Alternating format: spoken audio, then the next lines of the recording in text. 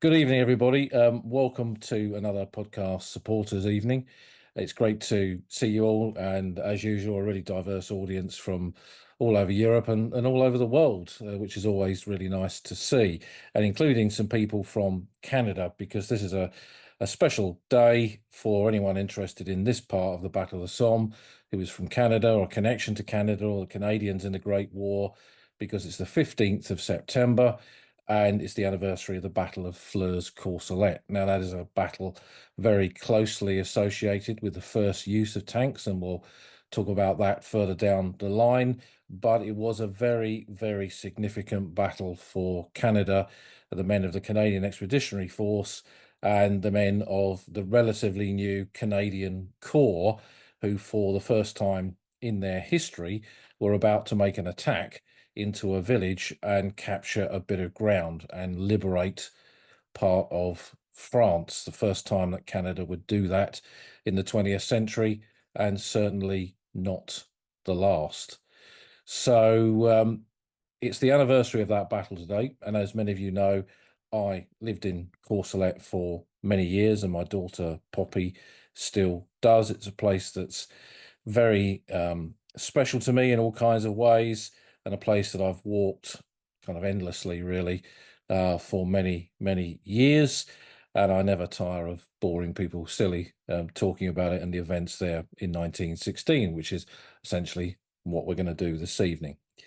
So let's move on. Let's begin. Oh, hang on, just let the last few in. Okay. Oh, look. So, Courcelette, a small little village in the department of the Somme. It sits astride the D929, the Albert Bapaume Road, the old Roman road that runs right across those Somme battlefields. It's kind of roughly in the heart of the Somme. And this is an extract from one of the French Blue Series IGN, the maps that are kind of similar to Ordnance Survey maps, and were really kind of what led me to walk the battlefields for the very first time, because using these maps, you could clearly see where the tracks and the pathways were to get out there and get off those main roads, get off those well-trodden paths, and get into the back and beyond to really understand kind of what the true texture of the Somme was all about. And it's only a small village. In fact, it's only a fraction of what it was before the Great War. Like many of these villages, only a proportion of the population returned after the Great War, for reasons we'll no doubt touch on later on in this talk. And the village was pretty small. When I first moved there in the mid-1990s, I think there were less than 140 people living in Courcelette. Before the Great War, the population was in the kind of 400 and something mark. So it was very much depopulated. There was no bar, there was no shop. The school had only just recently closed. The kids had to go to Pozières, and the village was typical of kind of many of those villages in that area. Going there, kind of being in the heart of the Somme, was obviously incredibly special to me, but I learned very quickly that people on the ground perhaps did not necessarily see all that in the same way as me. And if we kind of look at the texture of the contours of this map, we can see that there's a village that kind of sits in a bit of a dip. It's surrounded by high ground to the north and northeast and northwest. It's got the plateau of the Pozières Ridge to the south of it, and dominated by a large sugar factory, which hasn't operated as a sugar factory for many, many years. It was a garden centre for some years, but now it's closed. And to the west, you're kind of moving towards Tiapval, and you can just see on the edge of the map there, Ferme de Mouquet, Mucky Farm or Moucow Farm. And the chap that we bought the house from in Courcelette was actually born in Mucky Farm in just before the Great War. So there was immediately kind of just signing on the dotted line to go and live there. There was an immediate connection to the Great War, and they found it quite extraordinary that I even knew where Ferme de Mouquet was. So that's the kind of landscape as it is today. And this is a map that probably was last seriously remapped probably in the 90s or something like that, but it's changed very little. There's been a few additional houses, but the landscape is pretty similar, and we can match it up very well to the landscape of the Great War. So, oh, hang on. So the buttons are a little bit too ready to move on to the next slide tonight. So this is a kind of wartime map showing the wider battlefield. So Courcelette up in the kind of northeastern top right-hand corner of the map there sits, as I say, in the kind of heart of the Somme. But if we look at some of the other villages on here, Pozières to the southwest, Martin-Puy, we can see some of the woods, High Wood, Bazentin Wood, Mametz Wood, Contin-Maison, La Boisselle, Overlers, and so on. And of course, Albert in the bottom left-hand corner, we can kind of see where it sits in terms of the story of the Battle of the Somme. And this is an area obviously heavily fought over in the Great War.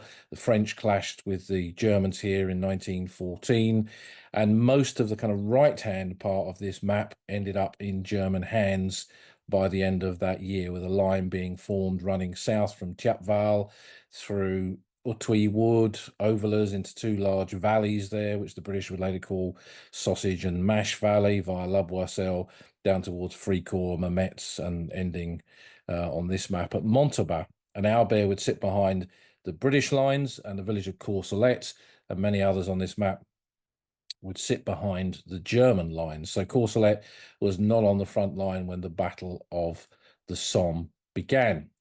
It was behind the German lines. So this meant that it was in pretty good condition. And oh, there we go. So these are pre-war postcards of Courcelette, showing the church on the left, obviously, and two of the chateaux. There were two significant chateaux in the village, even though it was only small. One owned by the family of the mayor, that's the one in the top right-hand corner. That was to a degree rebuilt after the war, but the one in the bottom right-hand corner with a very ornate kind of entrance, and we can see the staff and one of the owners standing in the entranceway there. That was became known as the Red Chateau, and that was in the northeastern corner of the village. The owner of that chateau owned another chateau at Comble on the Somme. Both of his chateaux were destroyed in the Great War, and neither of them were rebuilt. He didn't leave Paris again for the rest of his life. And his name was Monsieur Proyard. And many years ago, when my mother came over to stay at Courcelette, she went out walking one day into one of the fields, and she picked up a little plaque that had been on a box that he'd owned very close to the site of that Red Chateau.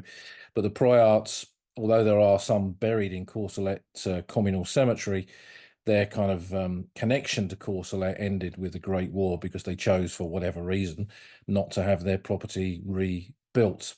So it was a sleepy village dominated by agriculture. There was no train there.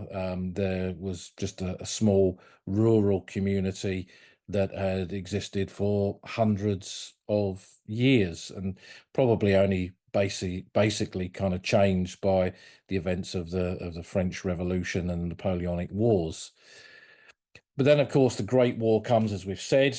The French clash with the Germans, and Courcelette becomes a village behind the German front. And these are images and a postcard produced by the Germans. The Germans began to produce their own postcards of these villages. And this one shows Courcelette in Frankreich, as the Germans call it, in France, showing a kind of colorized image of the church, showing some of the damage to the top of it. That view, that's the village pond in front of the church there. That was filled in after the war. It's a village green now, and there's a war memorial and a Canadian memorial on there, and a bus stop where the kids get the bus to school every day. But that view generally really hasn't changed much. And when it was rebuilt, it was pretty much rebuilt in the same kind of style. And these little snap photos are taken, some of them in the sugar factory, showing French prisoners that have been brought in from the fighting, probably around La Boisselle and what we'd call Mash Valley, where there was action there in late 1914.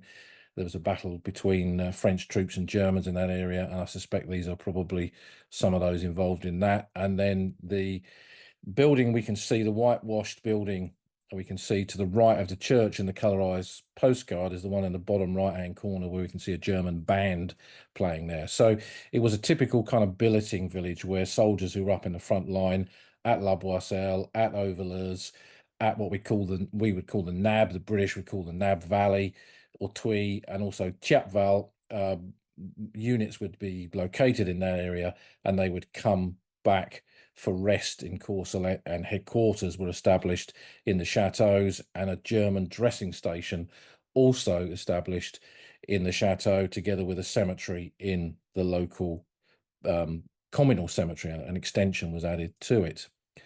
The main unit that was occupying this ground for most of that period was the 26th Reserve Division. This was a Württemberg unit with a lot of the units from places like Stuttgart, for example. And they produced a very good photo book, of which that's the cover on the left there, showing images of their frontline service and their trenches and their kind of rear area and so on. And this is one of the photographs from that book showing what is called Le Ballon. And Le Ballon was a little cafe on the main Albert Bapaume road. It was rebuilt. There's quite a sizable building on that corner now, which was a cafe for some years and is now sadly empty. But this was, of course, this Albert Bapaume road from the German perspective, coming from Bapaume. They would come down that route towards Courcelette, and just beyond Courcelette, the beginnings of the communication trenches would begin in 1914-15 to take men forward up towards the main frontline area. And the book contains quite a few good photographs. It was published in 1916 as a kind of a souvenir volume for the men in that division to show the areas where they'd been in combat that year. And on the left, that's the pre-war sugar factory with quite a tall chimney, a big chunk of which did still survive when the battle began on the 15th September 1916. But the bulk of the building was in a kind of ruinous state. And then we've got this photograph. It says it's September 1916 on the right there. I don't think that is, because there was a hell of a lot of shell fire going on in and around that village at that stage. I suspect that's probably a little bit earlier, but it kind of shows the state of some of the buildings. And these German photo books, of which there are quite a few. There's two different volumes called An der Somme, for example, and another one called Zwischen Peronne and Bapaume, showing the kind of German rear areas in that sector. They are incredibly useful for kind of understanding what the landscape of the Somme battlefields and other battlefields, and indeed the areas behind those battlefields, were like more than 100 years ago. And many of the images in them were taken by combat photographers that were part of the division. They used very good quality cameras to produce these images, some of which did end up on postcard as well. On occasion you see postcard versions of these. But if we look at the landscape in terms of events from 108 years ago, the village of Courcelette behind the German lines was nevertheless fortified as the conflict moved on, and it became apparent that perhaps one day there might be a battle there, although I suspect the Germans never really wanted to believe that. A lot of the valleys around the village were used for artillery up until 1916. That would have been heavy artillery firing over Pozières, over La Boisselle and Ovier, down onto the Allied positions on the outskirts of Albert. And then as the Battle of the Somme began and the line moved forward, then those same valleys would have been used for German field artillery. And again, walking this ground over the years, I found evidence of both of that: shell cases from the bigger guns and then shell cases from the field artillery that were there. And there's quite a few Canadian photographs taken of the Canadians in the valleys around Courcelette with the remains of some of these guns still there, having not been taken away as the Canadians came into the village on the 15th of September. But the Germans put two distinct trench lines to the north and northwest of the village, one which for a while didn't have a name, and then the other one was called Zollengraben, or Zollen Trench, which you can see coming into the kind of from the left-hand part of this map.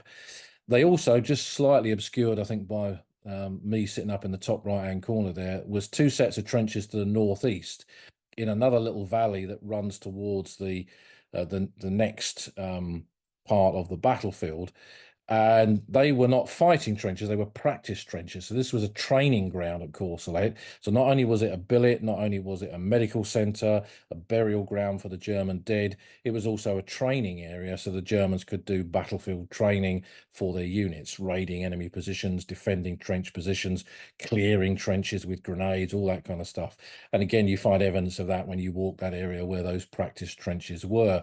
And as the battle moved on and the Canadians fought across that ground, those practice trenches would actually become trenches used in combat. And these are some of there's a few aerial photographs that I'm including in this tonight, which have come from the Canadian archives. And this one is taken only about 10, 12 days before the attack on the 15th September, showing the beginnings of the kind of bombardments. Now the fight has crept closer to Courcelette. The Battle of the Somme on the 1st of July began.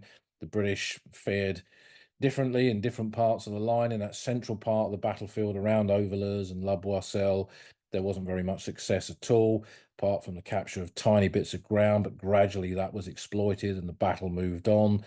The Australians took Pozières, spent nearly 2 months fighting for that ground and the high ground, the plateau of the Pozières Ridge and Mouquet Farm, which we mentioned to the west, and what were called the OG lines, the old German lines. So a lot of these shell craters that we see on this air photo are probably from Australian gunners pummeling this village, which they knew was a main route up towards the front line. And on this particular photograph, north is to the bottom. It should be the other way around, but it's north is to the bottom and south is to the top. But the important thing is, this is, like I say, less than 2 weeks before the attack went in. Quite a few of the buildings still have their roofs.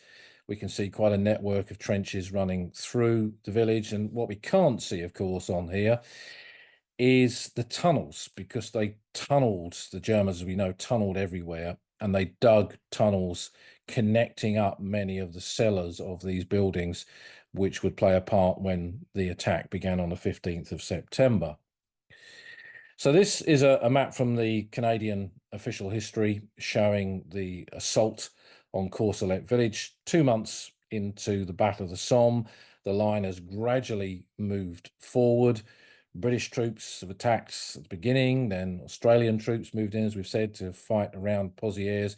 And at the beginning of September 1916, after 2 months of fighting and something like 23,000 Australian casualties, they were pulled out and the Canadians took over part of their line from Mouquet Farm across to the ground in front of Pozières, facing towards the next two villages of Martinpuy and Courcelette. And when plans were made for a major offensive here, which would become known as the Battle of Flers-Courcelette, with Courcelette on the left flank, the ground towards Morval and Combe over on the right flank, and Flers roughly in the middle, the Canadians were given the objective of taking Courcelette village. And this would be one of the occasions, so this would be rather the occasion in which tanks were used for the very first time. Tanks, we're not going to kind of talk too much about tanks. There is a podcast episode going to come up about tanks in season 7, but tanks were developed as what were initially known as land ships. I'll tell you what, we're going to come back to tanks in a minute because I'm just going to kind of talk about the Canadians. But they were developed as land ships and then used in this attack to support the Canadians. And the significant thing about this really is that the Canadian Corps were fighting here as one corps in one area for the very first time. They'd taken part in operations up at Ypres. There had been small numbers of units in the Second Battle of Ypres, and then other Canadian divisions had joined them. And if we kind of look at these next few images, this kind of shows the progression of the expansion of the Canadian Expeditionary Force. These are men from the 2nd Canadian Infantry Battalion who were part of the 1st Canadian Division. Many of the men in this photograph were right in the middle of the gas attack of April and May of 1915 up in Flanders. This early phase of enlistment into the Canadian Army, in many of the battalions, as many as 70% of the men were born in Great Britain. And when you look at the average Canadian battalion, they can come from all over the world, really, and included not just those from the kind of immediate neighbours and what we'd see as allies in Western Europe, but I've come across Germans serving in the Canadian Expeditionary Force as well. And I know Jocke, who's here tonight, has done a lot of work on men from his country, from Sweden, who served, many of them in Canadian units. So these are some of the kind of first enlistees. And as the army progresses, more and more men join, and the size of the Canadian Expeditionary Force grows and grows to 4 divisions. Eventually, it nearly became 5, but with the kind of level of casualties and the way that Canada was often very much the kind of tip of the spear in the Great War, then that never eventually happened. The 5th Canadian Division was not ever sent to become part of the Canadian Corps on the Western Front. But the Canadian Army expanded, and with it came all of those problems that the British Army had suffered in the expansion of its army in the early phase of the war. The availability of uniforms, equipment, weaponry. I mean, that's kind of particularly in terms of Canadian weaponry, that's perhaps a discussion in its own right. But we see in the end hundreds of battalions of Canadian Expeditionary Force infantry units being formed, along with engineers, artillery, medical corps, service corps, and everything else that is required. So the Canadian Army becomes quite a formidable and sizable army as the war moves on. And for its first winter of 1914-15, it's in Wiltshire. It's on Salisbury Plain, digging into this chalk landscape. And this is an image taken during that period, when the Canadians were digging mock trenches to kind of replicate what they might experience when they finally get to the battlefield. Of course, this would be a very different experience as to what they would come across on the Somme in 1916. And kind of as we move towards 1915 and on into 16, the creation of a 3rd Canadian Division that would come over and take part in the fighting around Sanctuary Wood and Hill 62.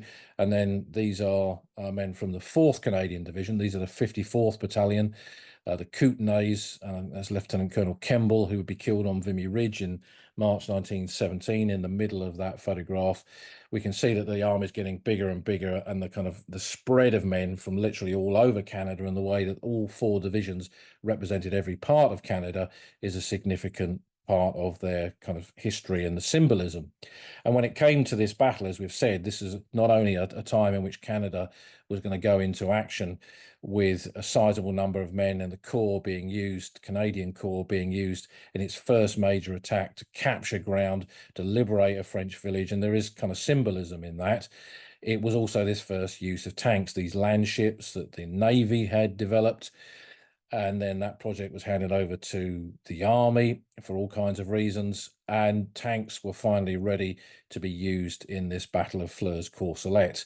2 types of tanks, male tanks and female tanks. This is a male one in the photograph. The male ones had twin 6-pounder guns, and the female ones had machine guns in their sponsons, or their turrets, on the side of the tank. And you can always tell it's an image of an early tank because of the wheel at the back there that was thought to help steer the tank in action, but ended up being kind of tangled up in barbed wire and all kinds of other battlefield detritus. So that was a feature that was eventually abandoned.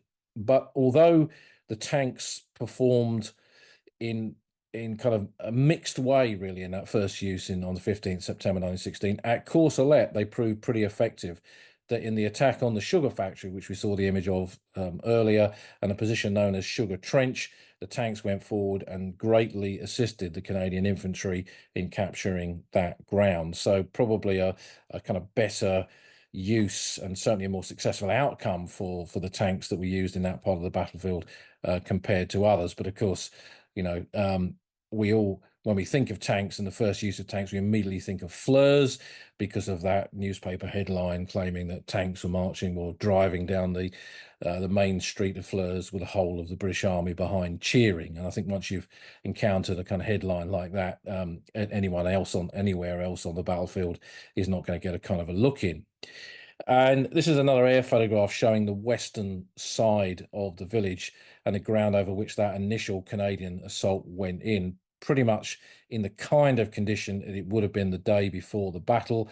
The road that we can see coming from the bottom of the image into the village is the Pozieres Courcelette road. So Pozieres is to the south of this image, to the bottom of it. We've got a track coming in from the left that also comes from Pozieres. The Canadians came down the slopes from the left, from the outskirts of Pozieres village, from the crest of that plateau where the OG lines, the old German line trench systems, were located.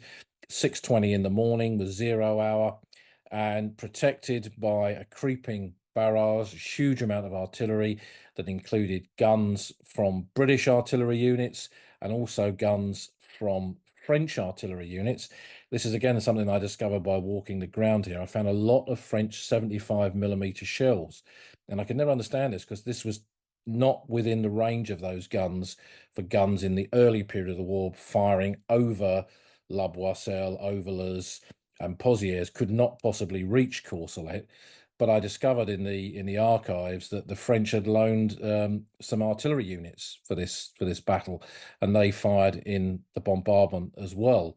So that was an interesting kind of phenomena of this. And the assaulting troops that came down from left to right in terms of this air photograph reached the trench systems that we can see on there, cleared the outskirts of the village, and then significantly, the 22nd Canadian Battalion was then sent through the buildings we can see on this air photograph to clear those buildings. And why the 22nd Battalion? Well, they were the Vendus. They were French Canadians. And for this first liberation of a French village, symbolically, it would be French Canadians that would do this task, that would carry out this work. And they went in and they cleared the village of German defenders and pushed right through to the far side and captured the sunken lane to the east and the ground to the northeast, and the approaches, the valleys, the approaches to the high ground beyond. Now, these are some of the men who were in action 108 years ago today. This is one of those postcards that I picked up in one of those mythical junk shops all those years ago. And it shows three senior warrant officers of the 20th Battalion Canadian Infantry, the bandmaster, the Sergeant Major Courcelette, and the regimental quartermaster sergeant, the RQMS. And Sergeant Major Courcelette got the MC for his bravery in the fighting here, and all three of these men went over the top. And I think it's a great image, and when we kind of move in on their faces like that, we can see what formidable characters they were. You don't become a sergeant major and a warrant officer without kind of being able to pull faces like that, and certainly having moustaches like that as well. Amazing kind of image, and I think it shows what you can get from these kind of portraits.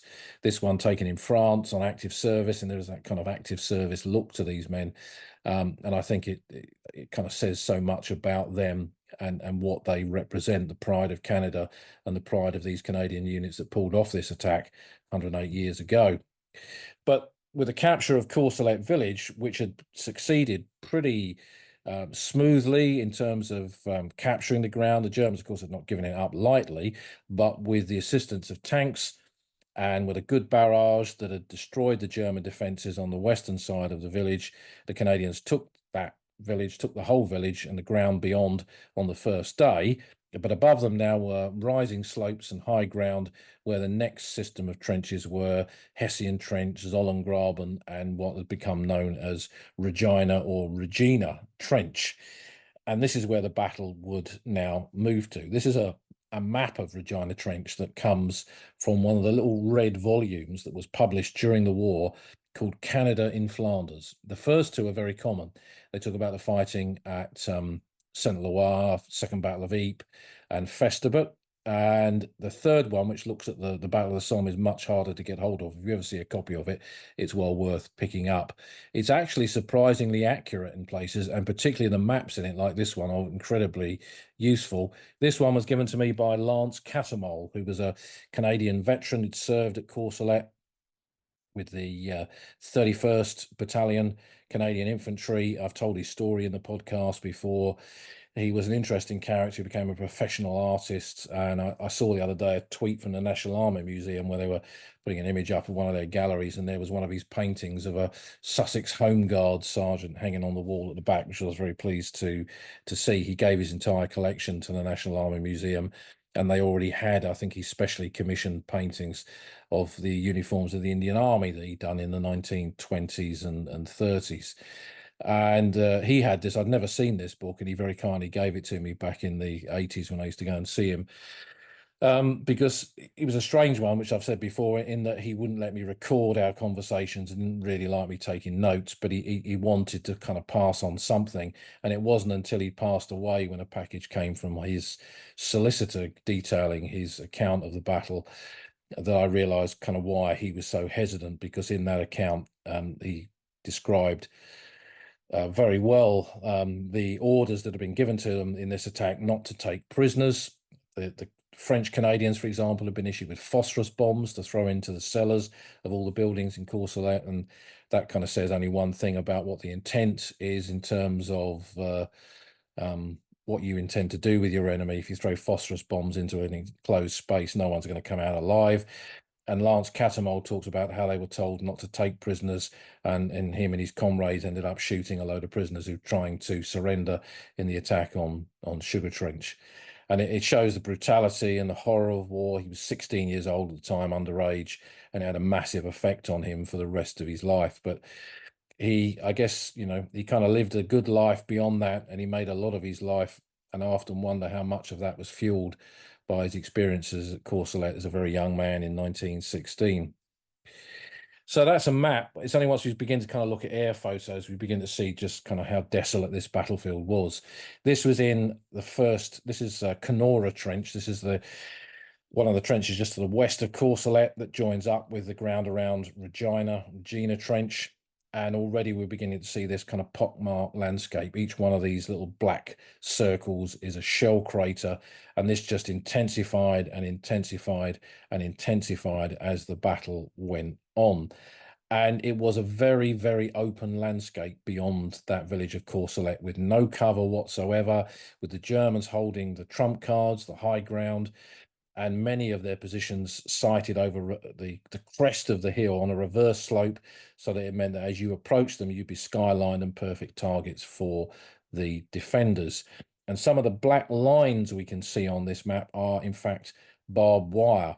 So thick is that barbed wire, it looks like someone's taken a pencil or a pen to this picture and made kind of smudges on it. But those smudges are thick belts of wire that the Germans have put out in front of their positions. And this is the ground up towards Regina Trench, which is the trench we can see in the kind of top left and top part of the air photo, again in the early stages of the attack. And in those initial assaults up this slope in late September and the beginning of October, it proved very difficult for the Canadians to try and get anywhere near some of these trenches, because they couldn't see them, so they couldn't accurately drop artillery fire onto them. And as they got up to close to these positions, the Germans had set up machine guns in sally ports, in forward saps from the main line, and lay down murderous machine gun fire over this open ground. And again, when you walk it today, you think anyone trying to advance over that ground really wouldn't stand a chance, which is why a lot of those early attacks on the 27th of September, the 1st of October, and then again on the 8th of October, all ended with a few little bits of ground gained, but mostly heavy Canadian casualties. So that's from the air, and this is from the ground. This is a communication trench moving up towards the forward positions occupied by the Canadians.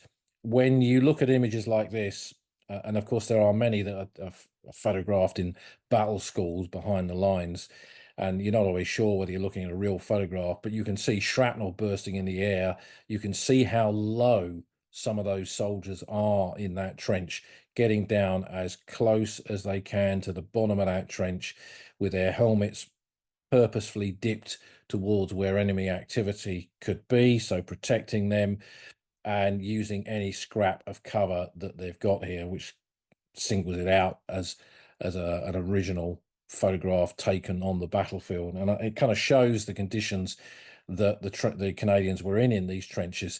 And the thing was that when you were ordered out of a trench like this to make an attack, you were in bare open ground, and that was why this became such a slaughterhouse really in 1916. And there were many attacks with many examples of bravery. When I researched the story of the Canadians and looked at military medal citations and distinguished conduct medals and military crosses and so on, I mean, incredible acts of bravery of men storming positions, bringing in the wounded, and none more so perhaps than one of several Victoria Crosses that were awarded to Canadians for this battle, in this case to James Richardson, who was a young piper in the Canadian Scottish, who was only 20 years old. He looks a lot younger in that photograph, going into action for the very first time with the men from his unit. Being a Canadian Scottish regiment, he pipes them into battle. He's very nervous in his first battle, as you can imagine, but he wants to do his best. And he's piping for his mates and he's piping for his regiment. And they get up to the wire in front of Regina Trench, come under murderous German machine gun and mortar and shell fire, and gradually the attack wavers and they're in full retreat back towards their positions. And he's continuing to pipe to try and raise the morale of the men, to have an organised withdrawal rather than a rabble just running away. And that succeeds with the help of NCOs and officers, and with the work of Piper Richardson. He helps with the recovery of the wounded, and they get back into their trenches. And his work has been so sporadic in terms of what he's doing that he's been dragged. One minute he's piping, the next minute he's bringing in the wounded. He realizes he's left his pipes back towards the German wire. And despite protestations from his comrades, he jumps up over the parapet, heads off to go back and get them, and is never seen again. And his body is found much later and was buried on the battlefield. And today rests, his headstone is in Adanac Cemetery. And incredibly, his pipes turned up in, I think, in a museum in Scotland some years ago. How they ended up there, I can't quite remember, but it's an incredible kind of story, and typical of the kind of bravery of Canadians in this battle in 1916. But the price for Canada as the battle moved on, in October, there were 3 continuous attacks on Regina Trench until the trench was finally captured in places on the 21st of October 1916, with the British attacking on the left. 18th Eastern Division, for example, was involved in that. And gradually the Canadians got a foothold in it, overlooking the valley just beyond Regina Trench to the next trench, Desire Trench. And that is where the battle came to an end on the 18th of November. Just over 2 months of fighting for the Canadians, 24,000 casualties, of which 8,500 were men killed in action or died of wounds. An incredible and sobering kind of casualty figure. And of that, which is even more sobering, 6,500 of them do not have a known grave. So this is a communal comrades burial in Regina Trench Cemetery, but the vast majority of the Canadian casualties at Courcelette in 1916 are commemorated here on the Vimy Memorial. They do not have a known grave.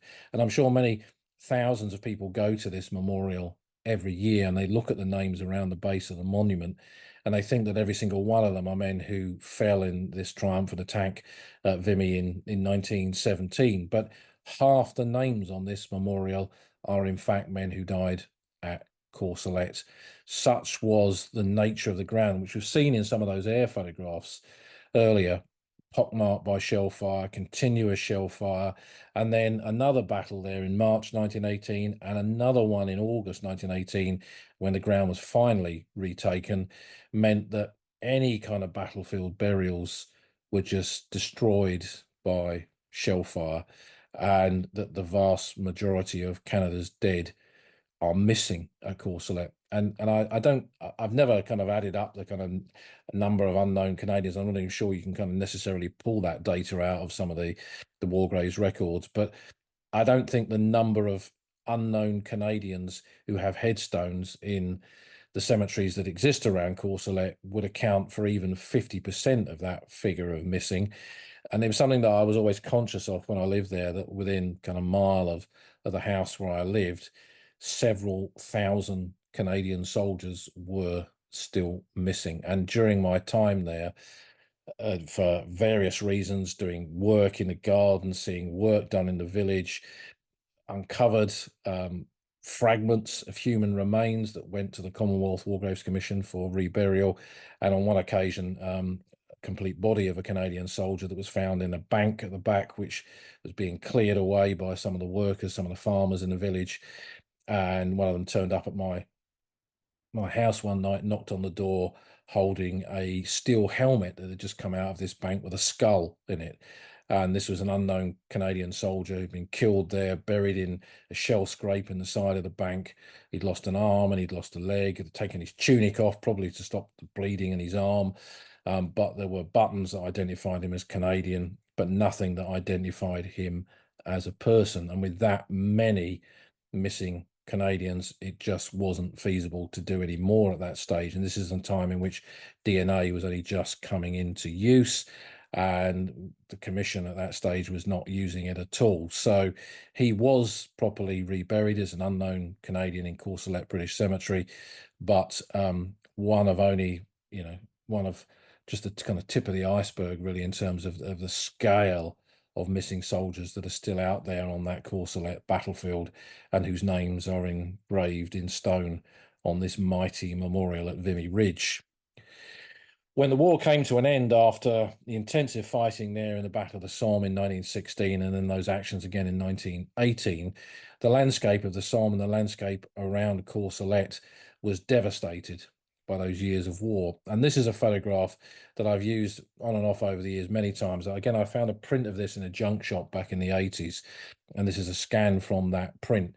It shows a British officer looking across the wasteland of the Somme and all of the shell craters overgrown with grass and weeds just going off into infinity. And it's taken very close to the Pozieres windmill site, looking towards the village of Courcelette. So it's just on the outskirts of Courcelette itself, and gives us a bit of an insight into what that landscape looked like at the end or just after the end of the Great War. And in terms of Courcelette, absolutely nothing remained. There was a large pile of rubble where the church had once been, because once the Canadians took Courcelette, it had been bombarded by French guns and then British guns and then Australian and Canadian guns. And once it was captured, it would then, of course, be bombarded by German guns. So by the end of the Battle of the Somme, there was very little left of this village. And by the end of the Great War, it was part of that red zone, that zone rouge of total destruction. And when the villagers came back, only a fraction of them, they lived in Nissen huts, which you can see just on the kind of right-hand side of this picture, which was taken in Courcelette in 1919. And they lived in wooden shacks, a couple of which were still in the village until relatively recently. I think there's only one that survives now. But gradually their houses were rebuilt in 1921, 22, 23. That was the kind of key rebuilding period in which houses were rebuilt. And the village generally, though, not all of the features returned. So we mentioned the fact there was two chateaux in Courcelette. The one owned by the mayor was rebuilt in the centre of the village, but the red chateau that had been so significant, been used by the Germans as a headquarters and then by them as a medical facility. And when the Canadians took it, they used its massive cellars, of which we can see the entrances to those cellars in this photograph. They used it as a medical facility as well. There's a very good book by Canon Scott called The Great War as I Saw It. He was a chaplain to the 1st Canadian Division. He was here in the Red Chateau and describes the medical facilities and going into these cellars.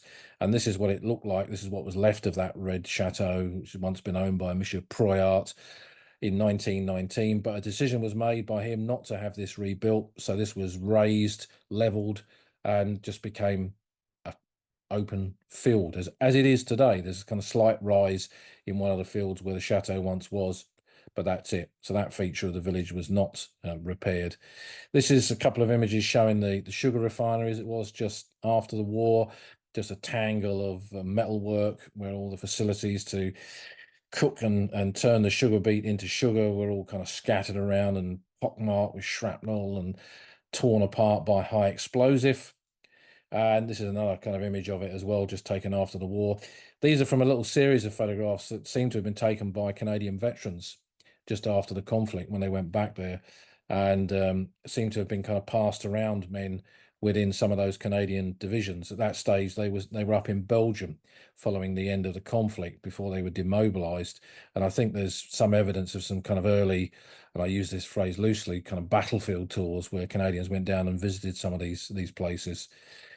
And this is a very atmospheric image, taken about the same kind of time, looking down the muddy track that ran from Pozières to Courcelette, which was the approach route for many units once the village was captured, showing conditions as they would have been during the Battle of the Somme in 1916. And also, I must say, having lived there, conditions which are too often replicated on that landscape even today. And these next couple of images I picked up relatively recently. I found a guy who was selling a collection of photographs that were taken by the chap that did the comparison images for 20 years after, which was a series of magazines that were often bound once the set was complete. And they showed the Great War then and now in the 1930s. So then, of course, during the war, and now being the 1930s. And this chap was sent all over northern France to take these comparison images. And these are two that he took at Courcelette. This is the main street in the 1930s, showing everything pretty much rebuilt. A lot of concrete, as was common. A lot of these buildings before the First World War been in kind of wattle and daub and things like that. But when they were rebuilt, they used modern building equipment and materials to reconstruct these farms and barns and houses that had once stood there. So that kind of gives us a bit of an insight. And this is just prior to the introduction of tractors. So we're still seeing farmers in the 30s using horses on a big scale. And this is taken out in the fields just beyond Courcelette, showing the pathway down to Regina Trench Cemetery. And that in the dip ahead there is the valley close to Desire Trench, where the Battle of the Somme came to an end on the 18th of November 1916 in this part of the sector. And that's also Boom Ravine in the distance there, looking towards Miramont and the Ancre Valley. So it's again a kind of a view that hasn't changed that much, and there's a bit of a barbed wire picket lying at the base of the War Graves Commission sign there as well, detritus of war.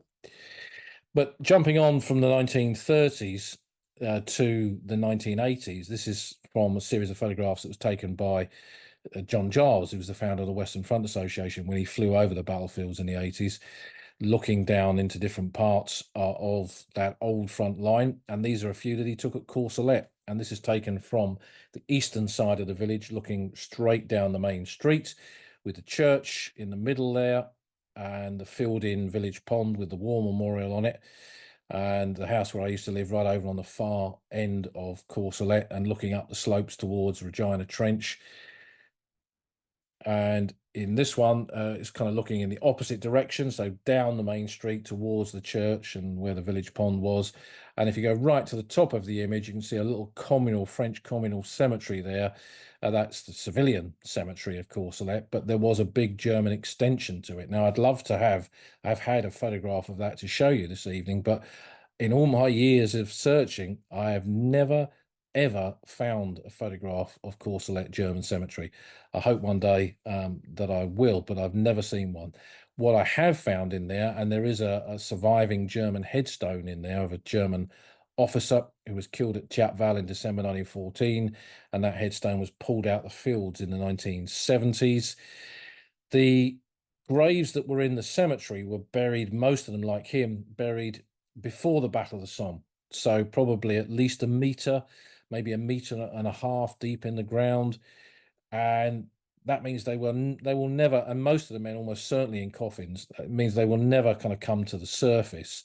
So there could be a substantial number of German burials in that field next to that civilian cemetery.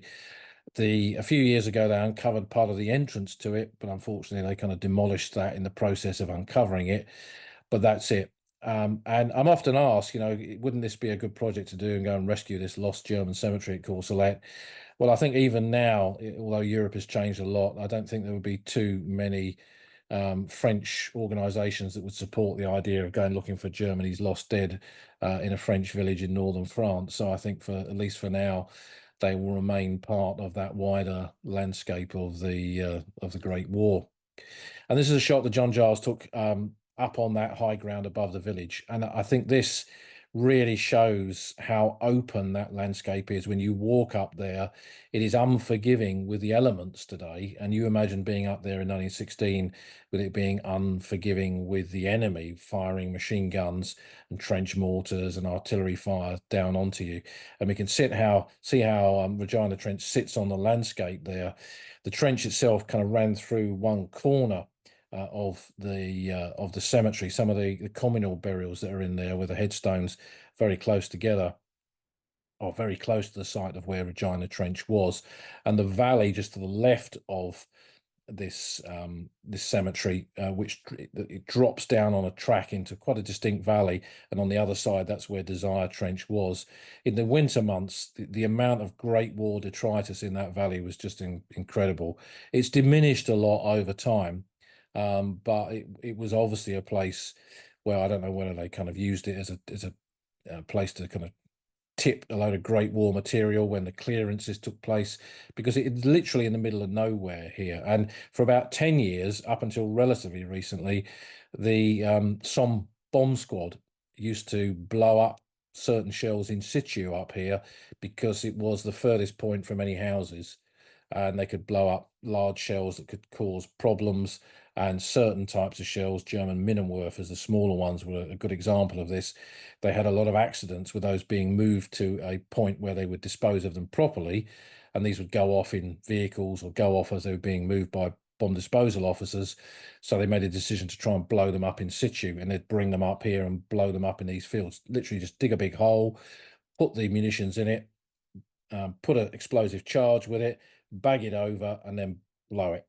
And it was quite something to kind of witness, really, to see them dealing with that iron harvest all those years later, and not on any kind of small scale, and work, of course, that continues to this day. And then we come back down to earth with the kind of ground as it is. Having lived there for so many years, I kind of photographed it in so many different ways. And some of you have seen one or two of these pictures in social media posts that I've done over the years. This is looking from the edge of Courcelette village up towards the top of the plateau of the Pozières Ridge. So this is looking towards where the Canadians made their attack on this day in 1916 towards towards the photographer, and again shows the kind of open nature of this ground. And in that respect, it hasn't changed whatsoever. In that first attack, they were well protected by a creeping barrage, tanks supporting them, and all kinds of things in their favour. But once that was gone, advancing over this ground very often was only going to have one kind of result. And I think walking and photographing the ground is an incredibly important way of connecting with it and understanding that landscape of the First World War, and seeing just how vast some of those skies are above the Somme battlefields, and kind of what this tells us, I guess, about the landscape as it was, and the landscape as it is today. Somehow, Courcelette Cemetery seems to always attract an incredible sunset. I'm not saying it's like that every single evening. It certainly is not. But because of its position up a slight rise, and these are the trees of Courcelette British Cemetery here, because of its position up a slight rise, it kind of puts itself on that landscape in a very different way to some cemeteries. And when you approach it in the winter months like this, go up the rough old tracks, which are full of mud and muck and slime, kind of mirroring some of those conditions of the Battle of 1916. It sits there with its stark trees and its cross and its white splash of stone of the soldiers' headstones within it. And you can stand there and look up to it, and it's there. It's always there somehow. And then as you move on into the spring, the weather begins to change. The sun rises, and fabulous light returns, and the trees become even more prominent. I saw someone on Twitter today saying they were probably the most famous trees of the Somme. I mean, I'm not sure about that, but certainly they are the most remarkable.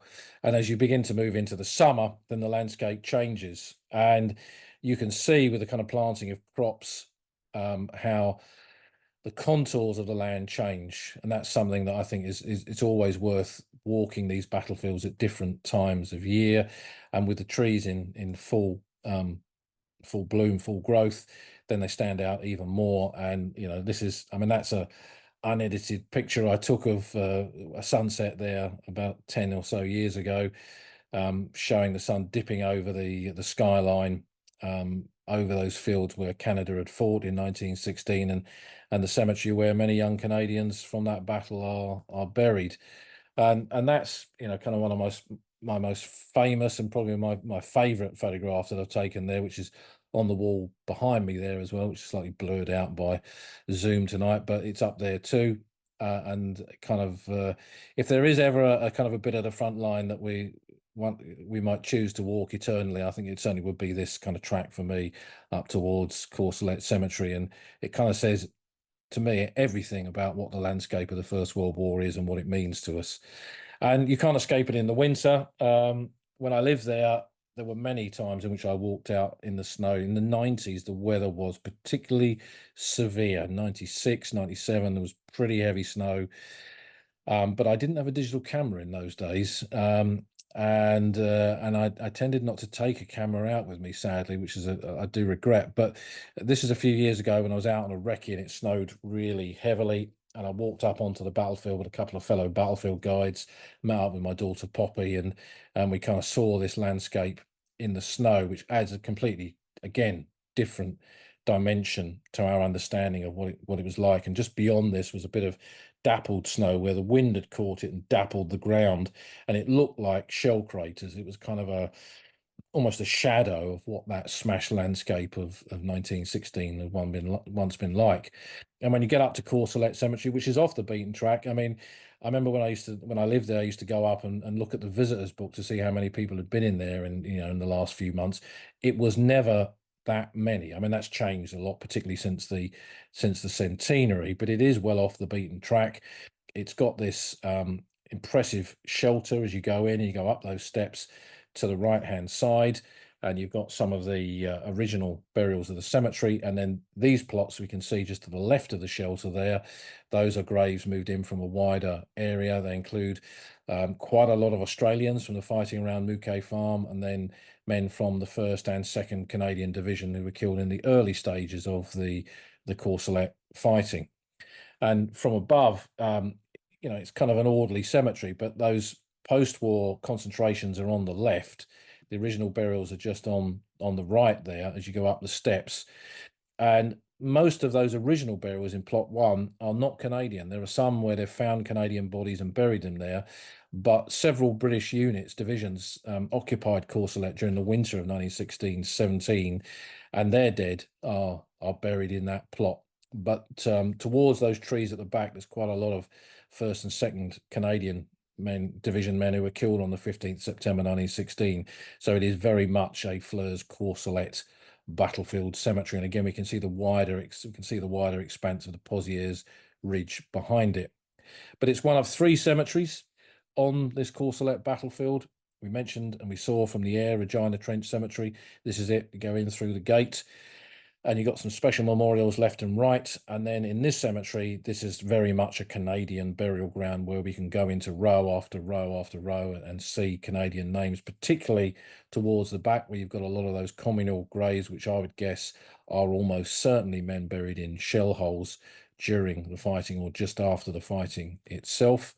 Again, one of those, if you want to go somewhere to kind of escape the modern world and get onto that landscape of the Great War and just hear the bird song, because you'll hear your chiff chaffs coming up the lane towards it, and then you'll certainly hear the skylarks high above this cemetery in these big open fields. It's perfect skylark terrain, really.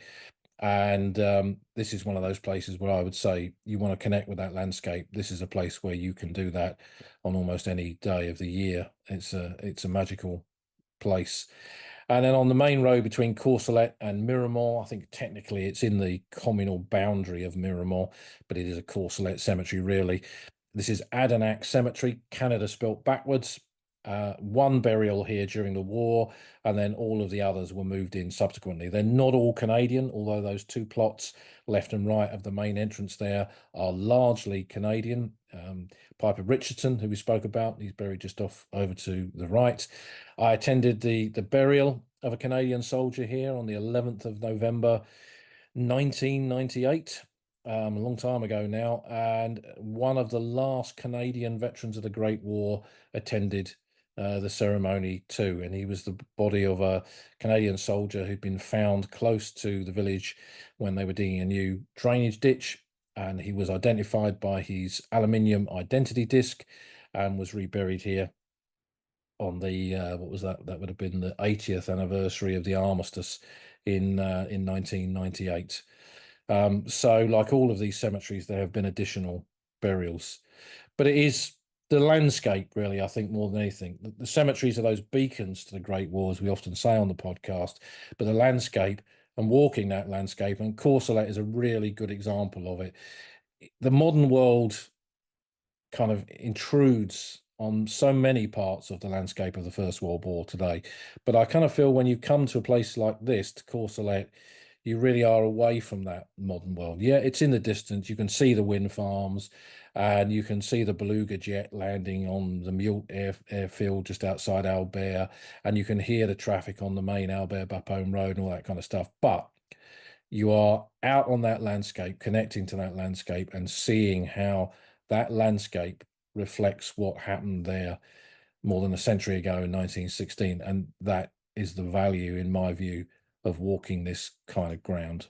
And if you want to find out more about the fighting at Courcelette, then my own book, which was published in, I think, 98, 99 by Pen and Sword, I believe is still in print. Certainly there's kind of Kindle versions of it available on all good book platforms. But the more recent one by William Stewart called Canadians on the Somme, which is a fabulous 2-volume thing. The second volume is maps, is an absolutely superb study. I mean, he's kind of brought what I started with that book on Courcelette, he's brought that right up to date with a lot more archive work and some really, really good analysis. And that, I think, has been one of the most significant books to be published about Canada and the Great War in recent years, because Courcelette, to most Canadians, is just a footnote in the war when it should be a lot more than that because of its important position in Canadian history, seeing a tipping point in Canada on the Western Front from being a defensive unit, holding the ground at Ypres, defending that ground against German gas attacks and mine operations and all that kind of stuff, to becoming an offensive unit that would remain offensive and remain at the tip of the spear of British and Empire battles on the Western Front for the rest of the conflict. So there we are. That's walking Courcelette and Canada at Courcelette 108 years ago today.